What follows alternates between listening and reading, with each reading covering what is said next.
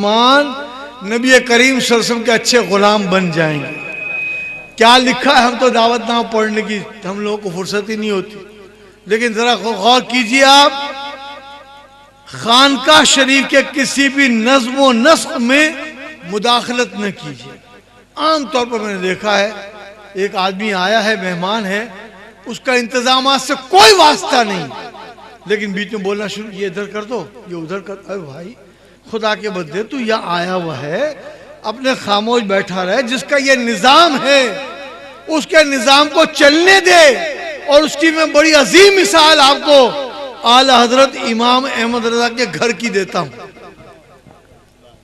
एक मर्तबा बंबई में खाना खाया जा रहा था, किसी साहिब खैर ने आला हजरत के साहबजादे हुजूर मुफ्ती आजम हिंद मौलाना मुस्तफा रजा खान नूरी रहमतुल्लाह अलैह की दावत की थी। अब जब दावत हुई तो मेरे जैसे और जो लोग बैठे थे वो किसी को लड्डू उठा के दे रहे हैं, किसी को समोसे उठा के दे रहे हैं। तो उन्होंने कहा देखो ये जो चीजें हैं ना, ये इनकी मिल्क है जो खाना खिला रहा, तुम्हें जो खाना वो खा लो, लेकिन दूसरों को देने का इख्तियार तुम्हें अपने घर पर होगा। ये दूसरों को देने का इख्तियार तुम्हें अपने घर पर होगा। डिसिप्लिन अपना चलाना अपने घर पर, यहां डिसिप्लिन का पाबंद बनना पड़ेगा। और यही नहीं, पूरी जिंदगी में डिसिप्लिन का पाबंद होना चाहिए। फिर दूसरा जुमला जो हमें कुछ सिखा रहा है, शरीयत का दर्स है ये, शरीयत से बाहर कोई चीज नहीं है। हर तकरीब में बावजूद शिरकत कीजिए। अब हम लोग इस पर अमल नहीं करते। अब तो ऐसा दौर आ गया कि मस्जिद में मुनासिब तादाद में लोग जो हैं बगैर टोपी के नमाज पढ़ते रहते। उनको कहा जाए तो बजाय मानने के पूछते हैं क्या टोपी के बगैर नमाज नहीं होगी। आधी आस्तीन पहन के खड़े नमाज पढ़ रहे।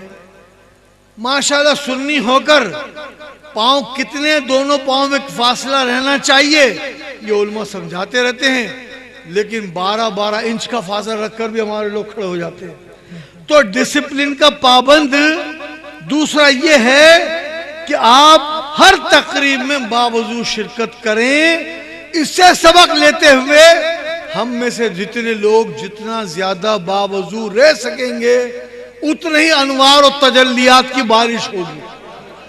अल्लाह की तरफ से भी होगी, अल्लाह के रसूल की तरफ से भी होगी, लेकिन मैं अर्ज कर रहा हूं कि साहिब उर्स की तरफ से भी रहमत की बारिश चाहिए। जितना बावजूद रहेंगे इतनी ज्यादा बारिश होगी। सुभान अल्लाह, सुभान। वरना बारिश आपके दाएं बाएं से गुजर जाएगी, आपको पता भी नहीं चलेगा। बावजूद रहने की तलकीन की जा रही है।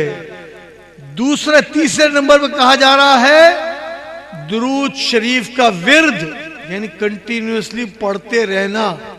मैं तकरीर कर रहा हूं ना, मेरी तकरीर के दौरान जो आदमी चाहे वो आहिस्ता आहिस्ता दुरूद शरीफ पढ़ता रहे तो पढ़ सकता है, सुनने में कोई फर्क नहीं आएगा। समझे ना आप?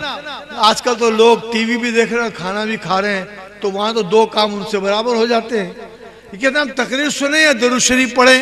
भाई तकरीर कान से सुनो, तवज्जो उधर रखो, और जो दुरूद शरीफ आपके माँ बाप ने, आपके पीराने तरीकत ने, आपके उलमा ने, मशाइख ने आपको विर्द करा दिया है, उसको पढ़ते रहा करो। उससे इंशाअल्लाह ताला बेशुमार इनाम और इकराम की बारिश होगी। अब मैं जुमले पे बात को अपनी मुख्तसर करता हूँ, क्योंकि ज़ाहिर है मुझे एहसास है कि अभी तो हज़रत अल्लामा मौलाना मोहम्मद इकबाल अज़हरी साहब का खिताब नहीं हुआ। मैं तो कल इनसे टाइम लेकर मिलने भी आऊँगा। ये असल में साहबजादे हैं हज़रत अल्लामा उस्तादुल उलमा मौलाना खुदा बख्श अजहर रहमतुल्लाह ताला अलैह, जो यहाँ पहले हाजिर होकर तकरीरें फरमाते रहे हैं। 12 साल उन्होंने खिताब किया। और एक जो बड़ा मशहूर नाम टीवी में और कराची के जलसों में अल्लामा शब्बीर अहमद अजहरी का जो है वो उन्हीं के शागिर्द थे। सैकड़ों हजारों शागिर्द उनके पाकिस्तान के मुख्तलिफ चप्पे चप्पे में फैले हुए हैं। इसी तरह एक अगला नुक्ता है, उसका ज्यादा तफसील नहीं जाऊंगा, आप समझ रहे हैं।